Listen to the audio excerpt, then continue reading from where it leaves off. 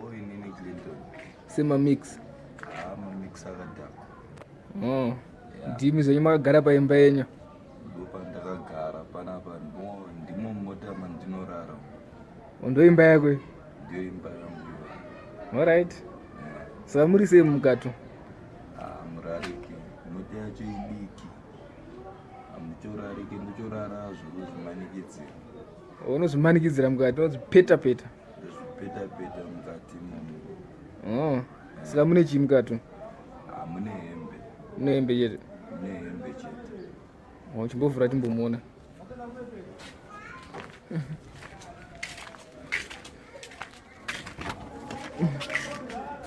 Alright.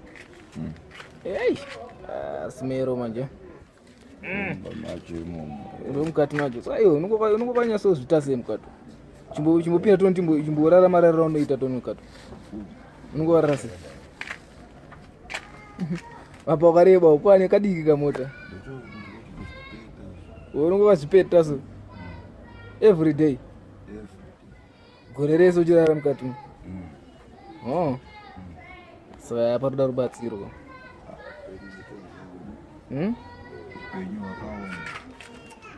Saka ndo hembe dzaonadzo dzese. Ndoraita chibuda zvavo. Hembe dzese dzandinadzo. Wani nguva yakareba sei uchirara mukati? Kwana taurisa 2 years. 2 years uchirara mumota. Hey.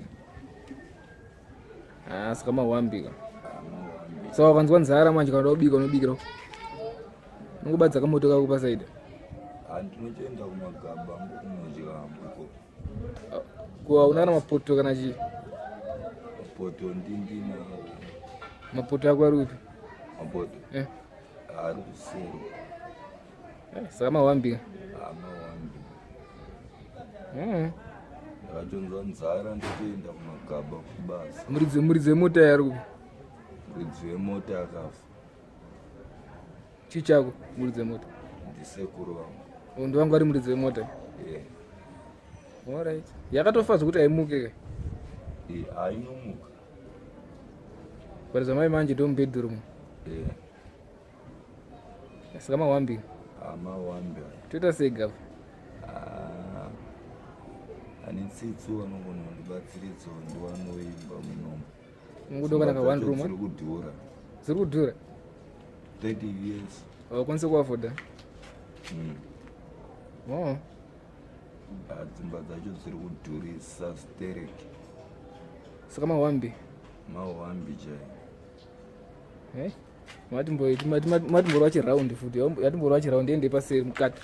Unoita kuseri kwacho unongochita sei? Unokanda chiko? Kune bhutsu chete. Ndokwe bhutsu? Shure? Mune bhutsu dzangu chete. Alright. Ndime mota mandorara. January to December. Saka mumba hautogare mumba? Mumba? Ndigare. Saka wati wane 2 years usingagare mumba?